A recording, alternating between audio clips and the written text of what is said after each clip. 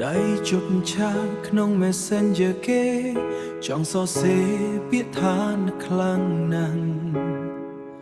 ចង់សរសេរពាក្យថានឹកខ្លាំងណាស់បានត្រឹមតែអានខ្លួនឯង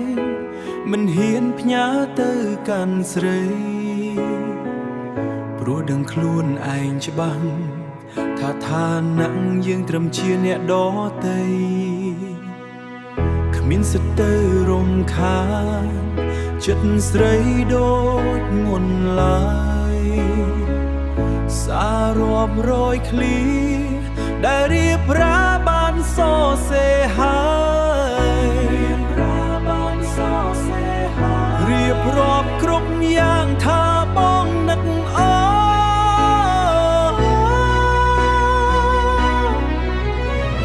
ហូទុកសោកនឹកអូនទុកសោកប្រៀបបាននឹងមនុស្សគ្មានបេះដូ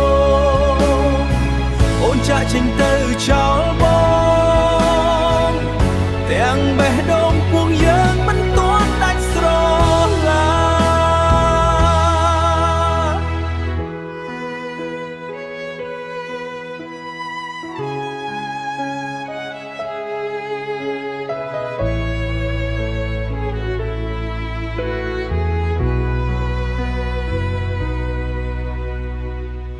ឲ្យបេះដូងមួយនេះចងចាំតែរឿងចាំទាំងទឹកភ្នែកទាំងទឹកភ្នែក